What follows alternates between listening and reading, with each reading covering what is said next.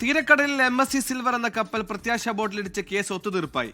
MSC company പ്രതിനിധികളും മത്സ്യത്തൊഴിലാളി യൂണിയനും തമ്മിൽ നടന്ന ചർച്ചയെ തുടർന്നാണ് ഒത്തുതീർപ്പായത്. മത്സ്യത്തൊഴിലാളികൾക്ക് നഷ്ടപരിഹാരം നൽകി. ആൻമരിയ സണ്ണി കൊച്ചിൻ ചെയ്യുന്നു. ആൻമരിയ, ഈ ഒരു പ്രസ്തുത വിഷയത്തിൽ താൽക്കാലികമായ പരിഹാരം ഉണ്ടാകുന്നു. പക്ഷേ ഇത്തരത്തിൽ ആഴക്കടലിൽ മത്സ്യബന്ധനത്തിന് പോകുന്ന ബോട്ടുകളിൽ ഇത്തരം വലിയ കപ്പലുകൾ ഇടിക്കുന്ന നിത്യസംഭവമല്ല. എന്താണ് വിവരങ്ങൾ?